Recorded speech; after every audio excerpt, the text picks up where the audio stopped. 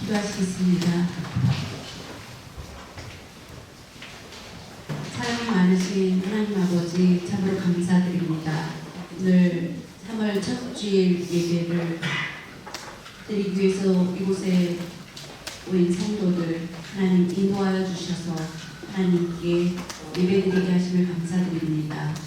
성령님께서 우리의 심령 가운데 뜨거움을 허락하여 주시고 말씀을 통하여서 우리가 심령이 뜨거워지고 기쁨으로 하나님께 영광을 올려드리는데 모든 것을 다할 수 있도록 도와주시옵소서. 말씀을 통하여 우리 모든 성도들 이 세상을 넉넉히 이길 수 있는 담대함과 크신 은혜를 내려주실 줄 믿습니다. 감사드리며 모든 말씀 예수님의 이름으로 기도드립니다. 아멘. 할렐루야. 지난 3월 1일부터 4일까지 우리 명성교회는 3월 특별 새벽 집회 기간이었습니다. 어제까지 은혜 가운데 잘 마치게 되었습니다. 하나님께 감사와 찬양과 영광을 올려드립니다. 여러분 아멘 부탁드릴까요? 찬양과 영광을 하나님께 올려드립니다. 힘이 없으실 것 같은데 많이 피곤하신가요? 힘있게 아멘 시기 바랍니다. 하나님께 영광 올려드립니다. 네, 좋습니다. 특별 새벽 집회 기간 동안 이번 주제는 위대한 부르심이라는 주제로 담임 목사님께서 말씀을 뜨겁게 전해주셨습니다. 여러분 은혜 받으셨죠? 또 인터넷으로도 여러분이 예배드리고 또 유튜브로도 예배드리고 주신 말씀을 생각하면서 또 하나님의 은혜를 받은 것을 우리가 생각하면서 부르심이 얼마나 중요한지를 깨닫게 되는 그런 시간이었습니다. 그러면서 또 우리가 계속해서 그 말씀을 통해서 은혜를 나누고 싶어서 준비했습니다. 부르심의 가르침을 직접 행합시다 라는 제목으로 말씀을 준비했습니다. 영국의 윌리엄 컬이라는 분이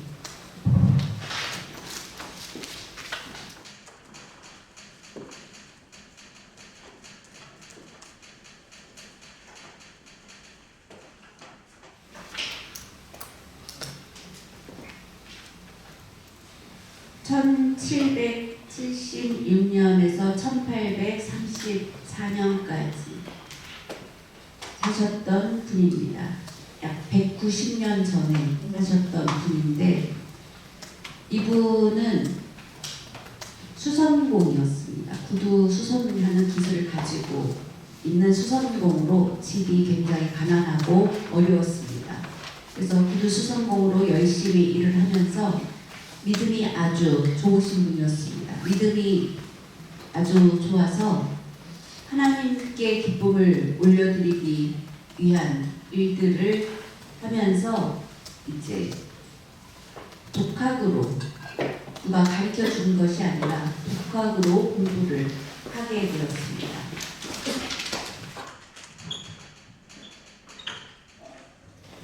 독학으로 라틴어 수화로 이렇게 표현합니다. 라틴어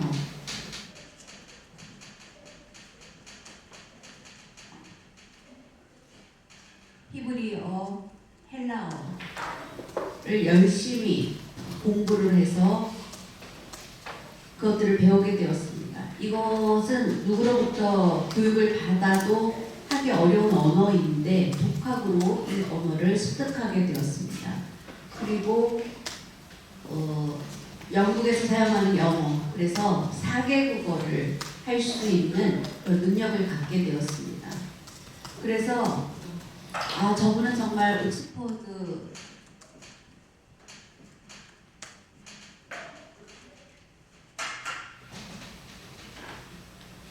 영국에서 최고로 좋은 그런 명문대입니다. 세계에서도 2위에 속하는 그런 명문대로 유명한 학교입니다. 옥스퍼드 대학에 가면 좋을 것 같으다. 라고 주변에서 그렇게 그분에게 말을 했습니다. 그러는 중에 캐리의 친척 동생이 보니까 너무나 아까웠습니다. 그래서 이제 캐리를 데리고 옥스퍼드 대학을 찾아가게 되었습니다. 지금은 이제 종합대학이 되었지만 그 당시는 단과대학이었습니다. 그래서 교수님을 만나서 이제 소개를 해주었습니다. 교수님이 윌리엄 캐리와 대화를 나눠보니까 정말로 아까운 그런 인재였습니다. 우리 대학에 입학하면 좋겠다. 그래서 하는 말이 당신이 우리 대학에 입학하게 되면 영국 역사상 큰 영향력을 끼치게 될 것이고 또 우리나라의 여왕도 기뻐하실 일일 것입니다. 라고 이야기를 했습니다. 그 교수님의 얘기를 들은 캐리는 말하기를 교수님, 영국의 여왕이 기뻐할 일이라고 말하셨지만 저는 이미 저의 모든 생애, 일생을 헌신하는 그 한 나라가 있습니다. 그 나라는 바로 하나님 나라입니다. 저는 여왕보다 더 지극히 높으신 분, 그 하나님의 부르심을 받았습니다. 그 하나님을 위한, 그 하나님을 향한 저의 충성심에는 변함이 없습니다라고 그렇게 이야기를 하면서 이제 다른 신학교를 가게 되었고 결국은 목회자가 되었습니다. 그리고 목사가 된 이후에 영국에 머물러 있는 것이 아니라 인도에 가서 문화도 다르고 또 우상이 가득한 그 인도인데 그곳에 가서 복음을 전하면서 말할 수 없는 큰 어려움을 겪었습니다. 한 영혼을 구원하는 그가 복음을 전하기 7년 만에 한 영혼을 구원하는 그런 일이 7년 만에 생기게 되었습니다. 그리고 혼자서는 감당할 수 없어서 친구 2사람의 도움을 받아서 같이 신학교를 세우고 학교를 세우고 하면서 위대한 일들을 한 사람이 바로 윌리엄 캐리 선교사입니다. 이분의 이야기를 보면 무엇보다도 캐리 선교사는 한 영혼을 구원하는 것을 가장 귀하게 여기고 그것에 대해서 나는 하나님의 부르심을 받았다라는 소명감을 가지고 그 일을 이루기 위해서 인도에 가서 복음을 전하는 사역을 감당했습니다. 이것을 보면 하나님의 구원의 역사, 그것은 바로 부르심에서 시작하는 것을 볼 수 있습니다. 하나님의 구원의 역사, 부르심입니다. 부르심이 없다면 구원의 역사가 이루어질 수 없습니다. 부르심이 있기 때문에 그 구원의 역사가 일어나게 되고 부르심의 소명,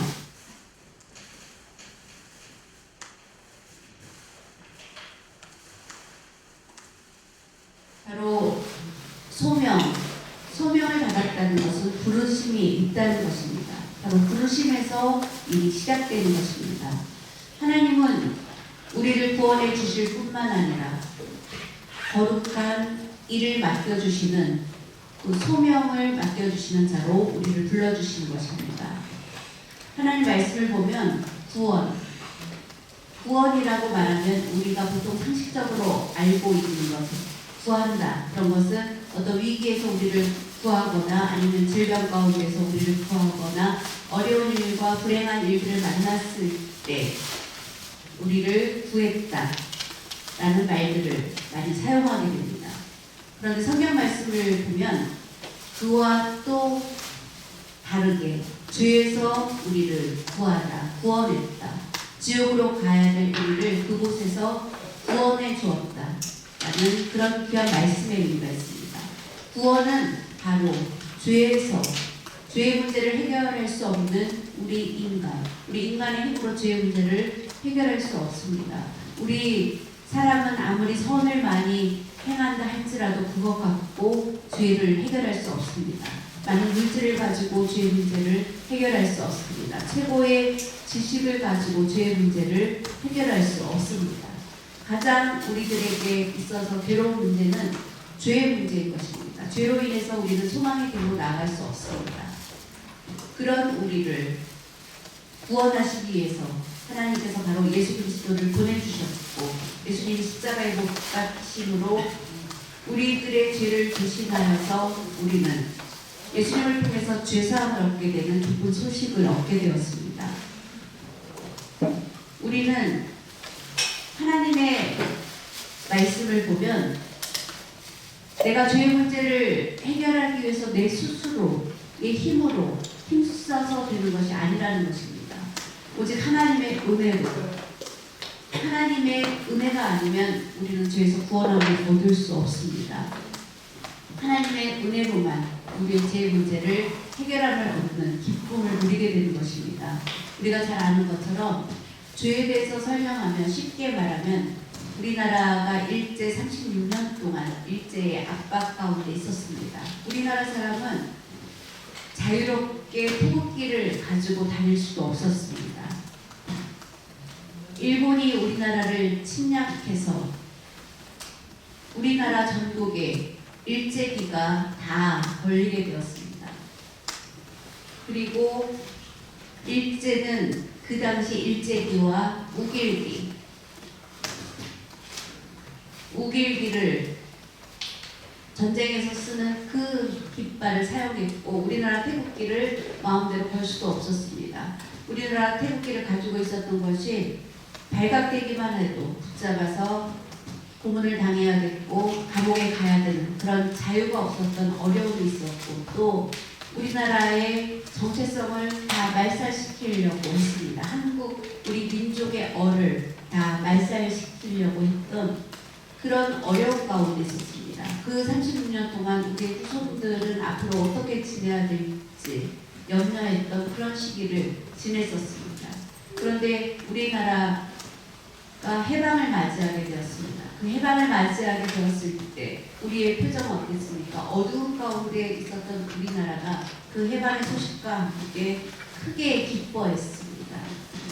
조그만 벽장 속에 숨겨두었던 벽장문을 열고 태극기를 들고 나와서 대한독립 만세를 외쳤습니다. 대한독립 만세를 크게 외쳤고, 그것으로도 부족해서 거리의 사람들이 태극기를 들고 다 뛰쳐나왔었습니다. 그때 사람들은 그동안 쌓였던 그 모든 한을 터뜨리고 풀어버리는 그런 최고의 기쁨을 맞이하게 되었고, 해방의 기쁨으로 눈물을 흘리면서 사람들이 거리로 뛰쳐나왔습니다. 그것을 보면서 36년 동안의 그 압제에서 해방되는 기쁨이 그렇게 크구나 하는 것을 그 표정을 보아도 알 수 있는데, 더군다나 우리가 죄의 지배 아래 그것에서 해방되지 못하고 괴로운 가운데 긴 세월을 지내는 것을 생각해 보면 얼마나 그 기쁨이 큰 건지 이루 말할 수 없습니다. 우리가 이렇게 형상으로 사탄을 어떻게 설명합니까? 보통 그냥 쉽게 이해하기 위해서 뱀의 형상으로 많이 말합니다. 뱀은 한번 물면 그 다음에 그 물었던 것을 절대로 놓지 않는다고 합니다. 뱀의 치아는 안쪽으로 휘어져 있습니다. 그래서 그 뱀의 턱뼈는 얼마든지 조절할 수 있고 한번 물면 그 안으로 빨려 들어갈 수밖에 없는 그런 치아 구조를 가지고 있습니다. 바로 사탄의 성격이 그렇습니다. 그 죄에 우리가 매이게 되면 빠져나올 수 없는 그 뱀의 치아의 특성과 똑같습니다. 그런데 예수님께서 그 사탄의 권세를 깨뜨리시고 그것으로 인해서 죄에 우리가 매여 있었던 그 우리를 물고 있었던 것을 예수님께서 한순간에 그 머리를 쳐서 거기서 해방시켜 준 것입니다. 창세기 3장 말씀을 보면 여자의 후손으로 태어난 뱀은 가장 중요한 것이 바로 몸의 신체 구조에서 어디입니까? 바로 머리입니다. 그 머리를 쳐서 공격할 때 빠져나올 수 있는 것이 뱀의 특징입니다. 왜 그렇습니까? 제가 아는 그 동창이 진천이라는 시골에서 살면서 농사를 짓고 있습니다.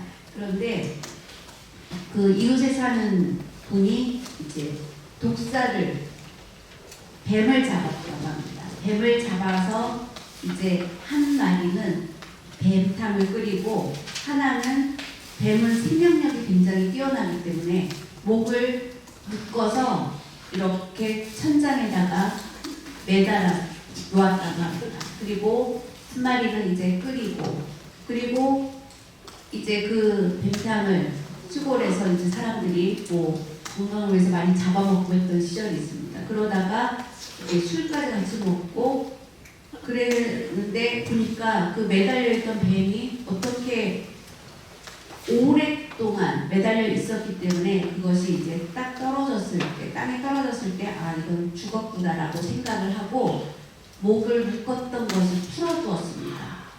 풀어주고 이제 술에 취해서 잠을 자게 되었는데 그 뱀이 다시 살아나서 이 사람을 물어서 결국은 죽게 되었다고 합니다.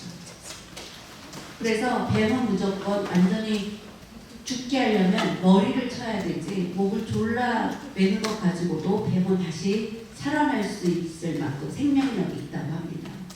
그 얘기를 듣고 창세기의 뱀의 머리를 깨트려야 된다는 그 말씀은 맞는 말씀 그리고 얼마나 놀라운 비유인지를 알 수 있습니다. 예수님이 십자가 상에서 못 박히신 그 피 흘리심으로 뱀의 머리를 치시게 된 것이고 그래서 온전히 뱀에서부터 우리를 해방시킨 그런 놀라운 사건인 것입니다. 하나님은 우리를 불러주셨습니다. 하나님의 부르심 때문에 우리는 예수님을 믿고 구원함을 얻게 되었고 죄사함을 얻게 되는 그러한 자가 된 것입니다. 성경 말씀을 보면 베드로 전서 2장 9절 말씀 한번 다 같이 보겠습니다. 베드로 전서 2장 9절 말씀입니다.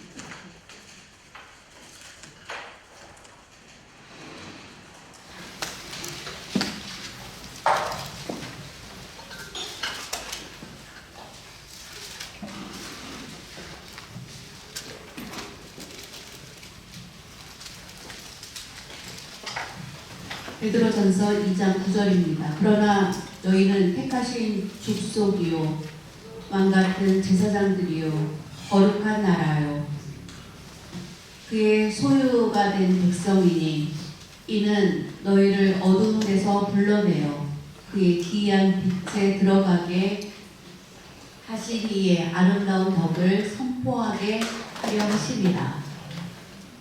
하나님의 부르심의 그 자리에 있는 것은 그 자리는 축복의 자리라는 것입니다. 하나님이 우리를 택하셨다고 했습니다. 택하셨다는 것은 바로 우리를 부르셨다는 것입니다. 내가 예수님을 택하신 게 아니라 예수님이 나를 택하신 것입니다. 성경 말씀에 보면 예레미야 선지자가 되기 이전에 하나님을 알지 못했던 예레미야라고 했습니다. 그런데 하나님께서 그를 택하셨습니다.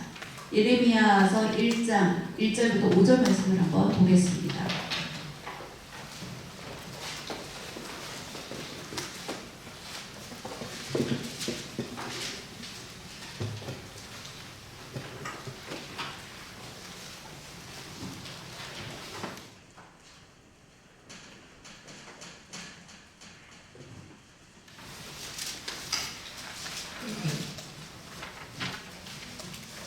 (1장 5절) 보겠습니다. 예레미야 1장 5절입니다.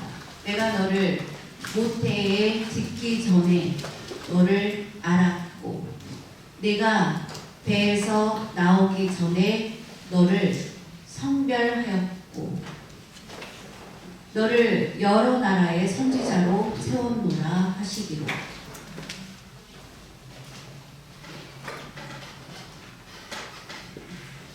예레미야는 택함을 받았습니다. 주의 종으로 여러 나라의 선지자로 세워두라 라고 말씀하십니다. 그 전에 아직 배에서 나오기 전에 태어나기 전에 너를 성별하였고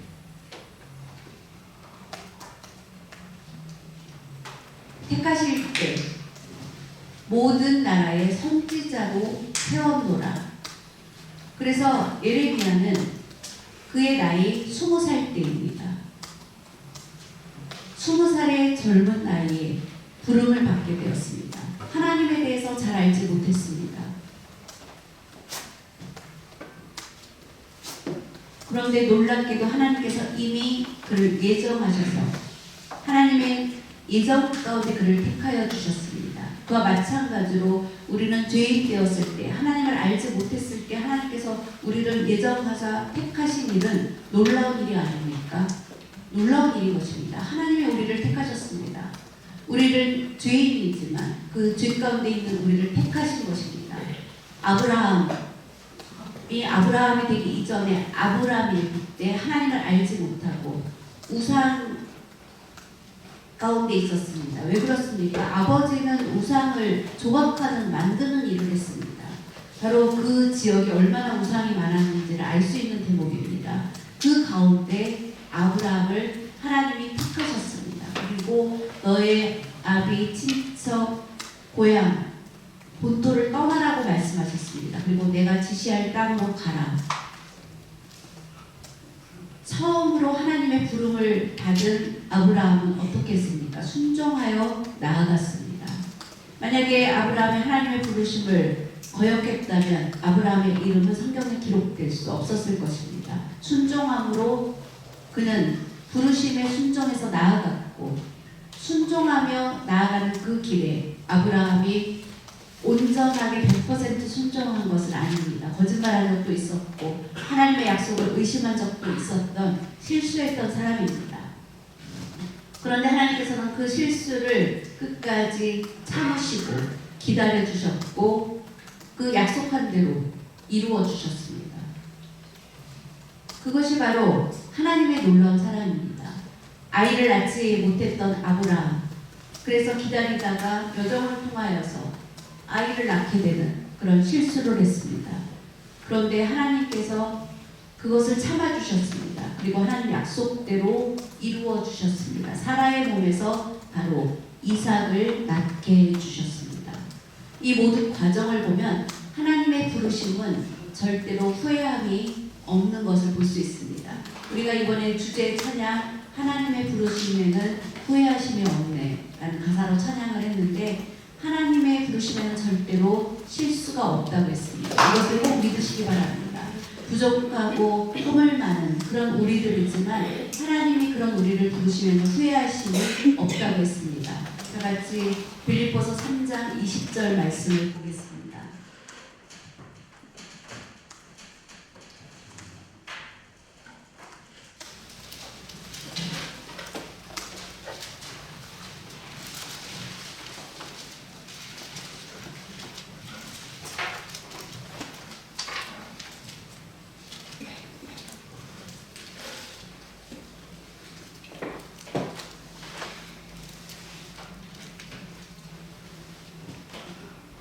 그러나 우리의 시민권은 하늘에 있는지라 거기로부터 구원하는 자 곧 주 예수 그리스도를 기다리노니.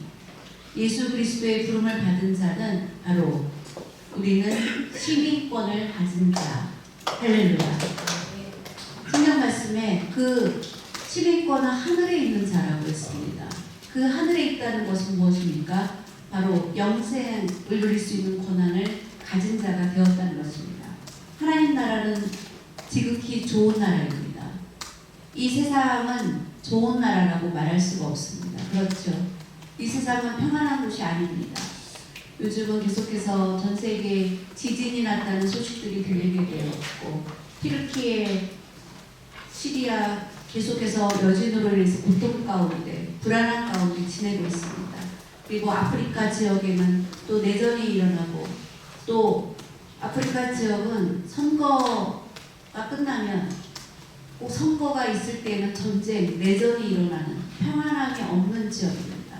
러시아와 우크라이나 전쟁은 1년이 넘어가 아직도 계속되고 있습니다. 이 세상이 좋은 곳이라고 말할 수가 없습니다.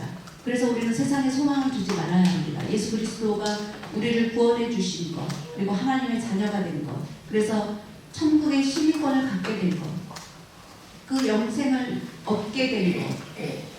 하나님의 부르심은 바로 우리들에게 영생을 소유하게 하기 위해서인 것입니다. 그것에 우리는 또한 감사해야 됩니다. 세상은 우리가 소망을 둘 곳이 아닙니다. 악이 가득한 곳이 바로 이 세상인 것입니다. 우리의 기대의 대상이 아니라는 것입니다. 천국의 시민권을 가진 자로 감사하면서 소망을 가지고 열심히 이 땅에서 우리는 살아야 되는 것입니다. 요즘 보면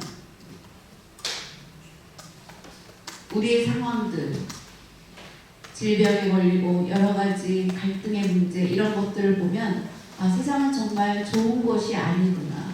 나이가 들면 사람들은 누구나 다 질병에 걸리게 되고 결국은 질병으로 세상을 떠나야 되는 것이고 그래서 이 땅의 소망이 과연 어디에 있는가라는 생각들을 하게 됩니다. 특별히 우리 농아인들은 이 세상에 살면서 여전히 많은 불편함을 겪게 됩니다. 전하고 비교하면 많은 향상된 환경이지만 아직까지도 소통하는 데 있어서는 어려움이 많이 있습니다. 그렇죠. 그런 가운데서 우리는 살아야 되는 것입니다. 저도 가끔 보면 특별 새벽 집회 때도 이제 교육자들 늘 모여서 준비 기도를 하고 또 여러 가지 소식들을 전하고 하는 모임이 굉장히 많이 있게 됩니다. 그럴 때마다 이제 저는 혼자 이제 농아인으로 참석을 해야 되는데 이제 휴대폰으로 문자 서비스를 받고 참여를 합니다. 그런데 이 문자 서비스라는 것이 거리의 제약이 굉장히 많습니다. 가까운 데서 들으면 잘 나옵니다. 그런데 거리가 좀 멀면 소리가 잘 입력이 안 될 때가 많습니다. 그래서 정보가 전달되는 게 있고 전달이 안 되는 부분이 있어서 어려움이 있기 때문에 늘 가까운 데 가서 앉아야 되고 딱 장소에 들어가면 스피커가 어디 있지 먼저 파악을 해야 됩니다. 그래서 스피커 가까운 데에 주로 자리를 잡습니다. 그리고 목사님이 발음이 좋으신 분이 발표를 하면 거의 100% 전달되는데 발음이 정확하지 않으신 분은 정확하게 전달되지 않습니다. 그런 한계가 있습니다. 그러면서 이제 소통이 원활하지 않을 때가 많이 있다는 거죠. 그럴 때 답답함이 있고 그러면 이제 할 수 없이 어떻게 하냐면 녹음을 합니다. 제가 이제 딱 휴대폰으로 녹음을 하고 그 다음에 그 녹음된 것을 받아쓰기 하는 서비스가 있습니다. 그러면 그 녹음된 것이 저장되면서 받아쓰기 서비스로 이제 그대로 서비스를 받을 수 있습니다.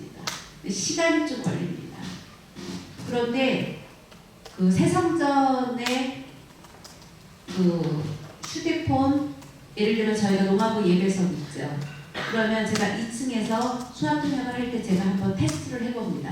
통역사가 있는 것을 보면서 테스트를 할 때 녹음을 해서 받아쓰기를 하면 통역한 것과 어느 정도 일치되는지를 이제 테스트를 해볼 때가 제가 많이 있는데 이게 이제 잘 될 때가 있고 안 될 때가 있습니다. 그래서 소통이 안 될 때는 답답한데 그게 녹음돼서 받아쓰기로 전환되면 거의 조금 가깝게 소통이 되는데 그거는 시차가 있다는 것이 문제입니다.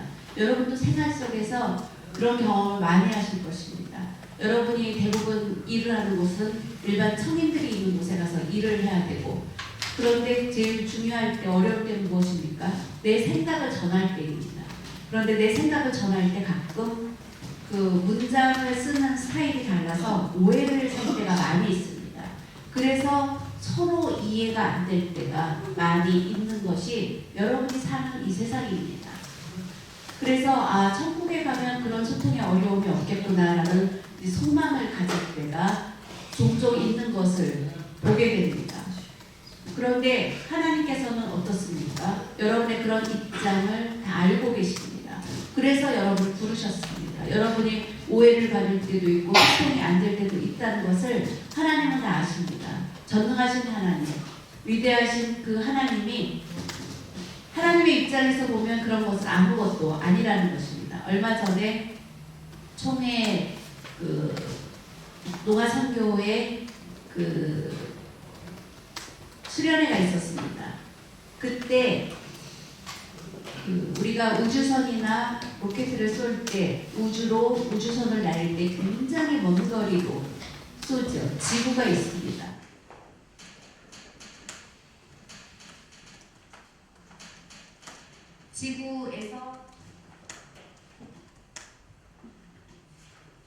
지구에서의 우주의 전체에 보면은 거리가 12,800km.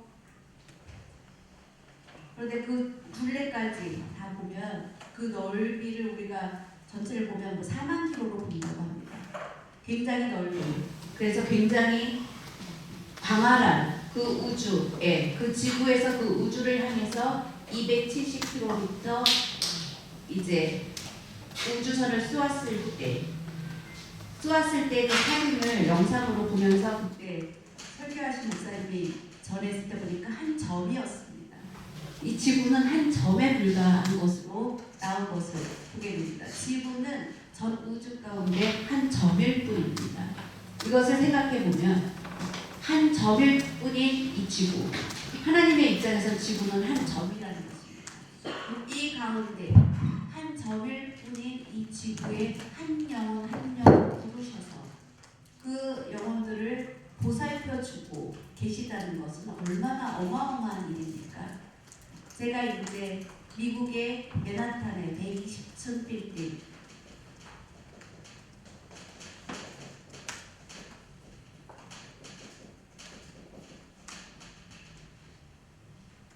맨하탄의 110층 최고의 높이라는 그 빌딩에 올라가는데 지금 롯데월드가 굉장히 한번 타면 올라가면 엘리베이터가 잠깐 올라가는데 여기 맨하탄에 가봤을 때 한순간에 올라갑니다. 1분 정도 걸리는 것 같은데 그 올라가는 순간 사람들 모습 보일 수 없습니다. 그냥 까만 점, 개미들이 왔다 갔다 하는 것 같을 뿐입니다.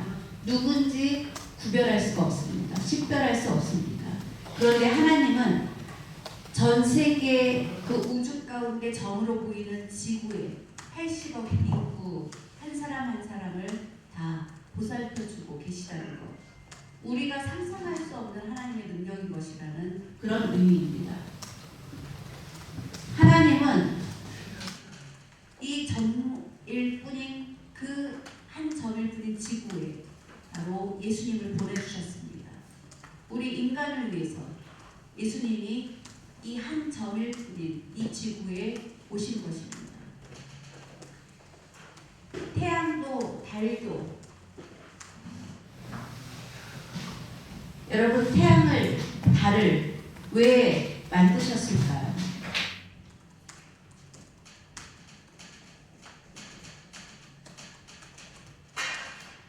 해와 달과 별이 있습니다. 해는 어떻게 해가 움직입니까? 아니면 가만히 있습니까? 해는 가만히 있습니다. 태양은 가만히 있고 지구가 움직입니다. 지구가 도는 것입니다. 태양의 주변을 지구가 한 바퀴 돌면 그것이 1년이 되는 것입니다. 옛날에 배우셨죠? 그리고 달은 어떻습니까? 지구 주변을 한 바퀴 달이 돌면 그것이 한 달인 것입니다.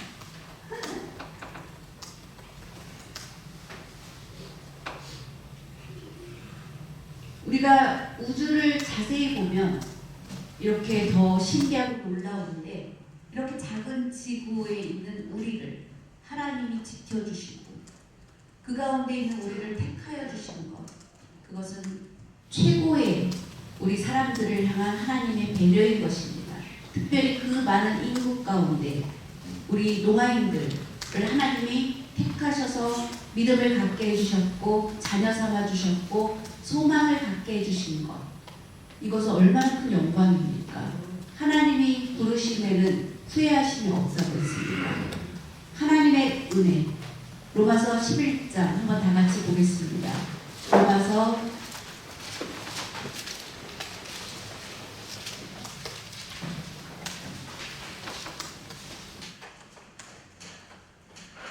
로마서 11장 29절입니다.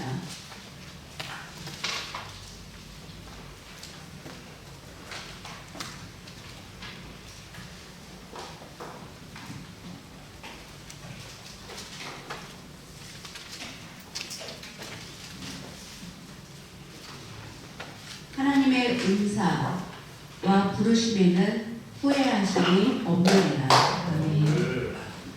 하나님의 은사는 바로 구원해 주신 것. 그것이 바로 우리에게 구원해 주시고 영생을 주시고 천국을 선물해 주시는 그 은사를 말합니다. 은혜의 선물인 것입니다. 거기에는 후회하심이 없다고 했습니다. 우리를 부르신 것, 그래서 예수님을 믿고 자녀 삼아 주신 그것에 후회하심이 없다는 것을 믿으시기 바랍니다.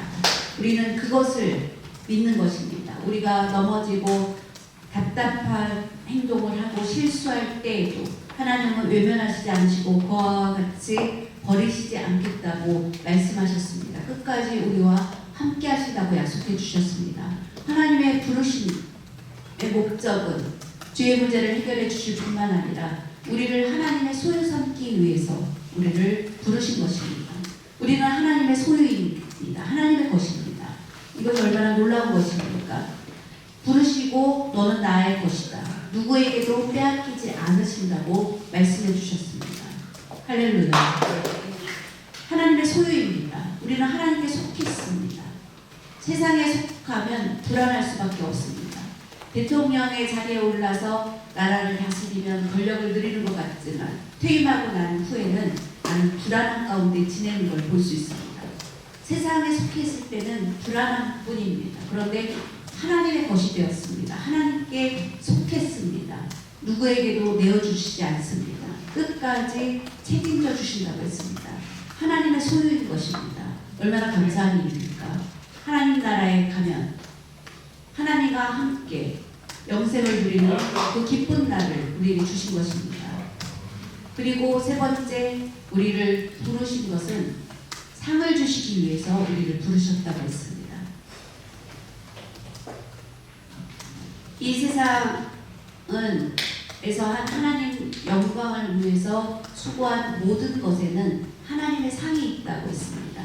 요한계시록 말씀을 보면 24장로의 그 자리가 있고 예수님이 오실 때 모두 다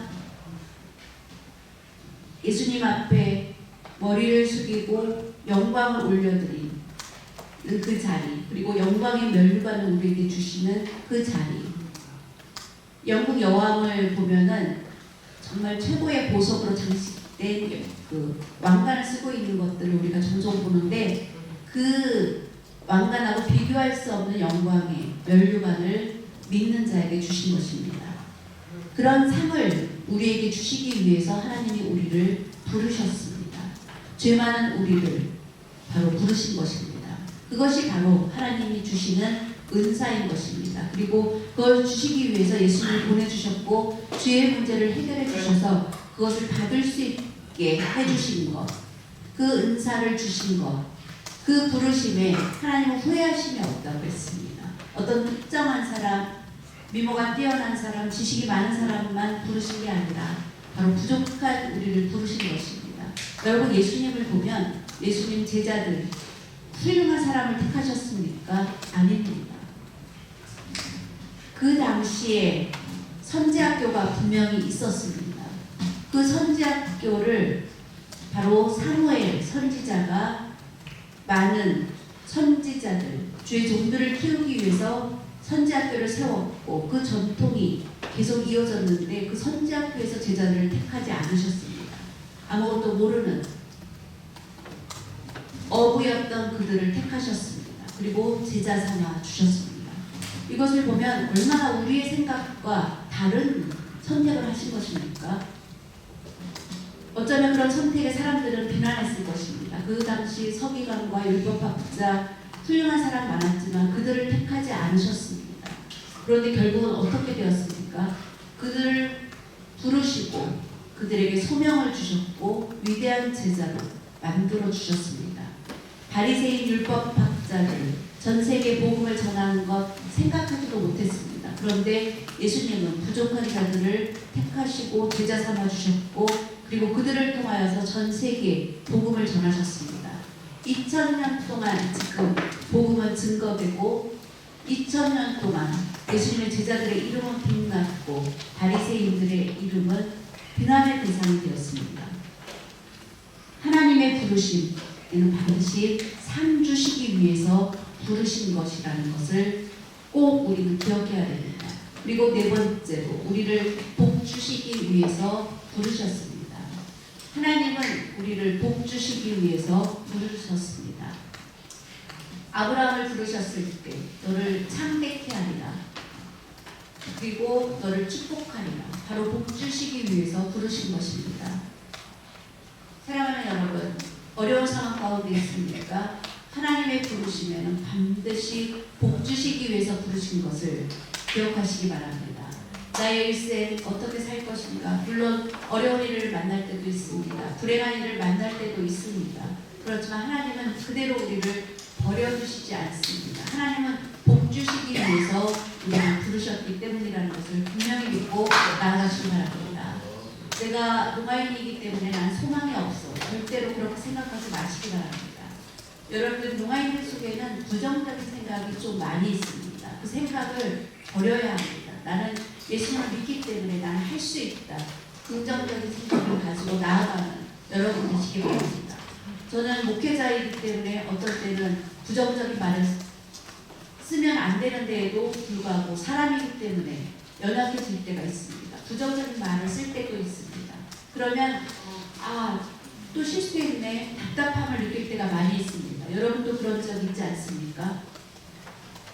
방법이 없을 때가 많습니다. 인간은 연약합니다. 그렇지만 하나님께서 우리가 넘어졌을 때, 힘이 없을 때 힘을 주신다고 약속해 주셨습니다. 우리가 힘이 있을 때는 하나님이 그대로 지켜보십니다. 힘이 있을 때 하나님은 간섭하시지 않는 것을 우리 느끼게 됩니다. 그래, 네가 한번 해봐. 그런데 우리가 넘어졌을 때, 힘이 없다고 내가 고백했을 때 하나님은 나를 붙잡아 주시는 것을 수없이 경험하게 됩니다. 역시 내 힘으로 뭘 하려고 하면 하나님의 손길은 다가오지 않는구나. 내가 힘이 없습니다 고백할 때 하나님의 손길이 나에게 있다는 것을 느끼게 됩니다. 그래서 우리는 내 힘이 있다라고 느껴지는 것을 버려야 합니다. 바로 내 안에 교만함을 버리고 겸손히 하나님만 끝까지 의지하고 기도하는 우리 모두가 되시기 바랍니다. 하나님은 하나님의 부르심에는 또한 놀라운 것이 거룩하게 하시기 위해서, 성별되게 하시기 위해서 부르십니다. 우리를 세상 가운데, 죄악이 있는 세상 가운데, 우리가 그런 죄악 가운데 머물러 있지만 하나님은 그런 우리를 구별되게 하시기 위해서 부르신다는 것을 믿으시기 바랍니다. 하나님의 부르심. 그래서 그 거룩하신 부르심에는 우리에게 절대로 손해볼 일이 없습니다. 여러분, 거룩하다는 것, 이제 담임 목사님 설명해 주신 것 가운데 이해가 쉬운 것이 있는데, 우리 자녀들이 밖에 나가서 놀면 바로 옷이 더러워져서 집에 돌아오게 됩니다. 밥 먹어라 하고 부모님이 부를 때 자녀들이 놀다가 이제 엄마가 부르니까 뛰어오는데 보면은 옷에 더러운 것이 막 묻어 있습니다. 야단쳐도 소용이 없습니다. 다시 깨끗한 옷으로 갈아입히고 또 그 옷은 빠릅니다. 그 다음날 역시 아이들은 밖에 나가서 이제 집에 돌아오면 또 옷이 더럽혀져서 돌아오게 됩니다. 그렇지만 그 일이 어린아이들은 반복되지만 이제 나이가 들면서 성인이 되면 그 더럽게 묻어서 옵니까? 그렇지 않습니다. 이제 깨끗하게 돌아오죠. 바로 그것이 나이가 들면서 믿음이 우리가 점점 성장하면서 성화되어가는 과정이라는 것입니다. 예수님을 믿고 아직 어린데 한순간에 그렇게 깨끗하게 돌아올 수가 없다는 것입니다. 나이가 들면서 믿음 생활하면서 점점 깨끗한 옷 그대로 돌아오는 그 성화되어가는 그 과정, 더러운 것들 묻었던 것을 점점 제거하며 버려가는 그 성화되어가는 과정, 커가는 과정인 것입니다. 그 커가는 과정을 부모가 보고 기뻐하는 것처럼 하나님께서도 그것을 보시고 기뻐하신다는 것입니다. 세상은 죄악이 가득합니다.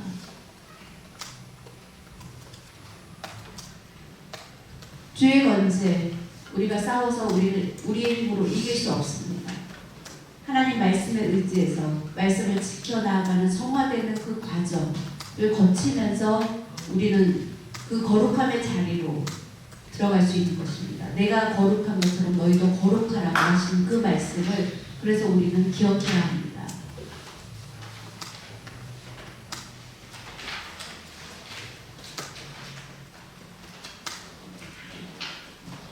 사랑하는 여러분, 부르심에 대해서 우리가 다시 한번 기억하면서 부르심의 그 자리를 끝까지 지키기 위해서 힘쓰는 우리 모두가 되시기 바랍니다. 기도하겠습니다. 사랑의 하나님 감사드립니다. 우리를 불러주셔서 영광의 자리에 있게 하심을 감사드립니다. 죄악의 자리에 있었던 지극히 낮고 천한 자리에서 고통 가운데 있었던 우리를 불러주셔서 하나님의 영광의 자리, 거룩함의 자리, 하나님의 자녀의 자리에 있게 해주신 그 기쁜 소식을 저희들에게 주신 것 감사드립니다. 불러주신 하나님께 끝까지 영광 올려드리는 저희가 되게 하시고 그 부르심의 자리를 귀하게 여기고 날마다 이 땅에서 승리하는 삶을 살게 하여 주시옵소서. 우리의 믿음을 지키게 하여 주시옵소서. 그리고 우리만 지킬 것이 아니라 믿지 않는 자들에게 나아가 전할 수 있는 저희가 될 수 있도록 인도하여 주시고 늘 거룩한 길로 인도하시는 하나님 말씀에 순종하며 나아가는 저희가 되게 하시고 부르심의 자리를 끝까지 지킬 수 있는 저희 모두가 되게 하여 주시옵소서. 예수님의 이름으로 기도드립니다.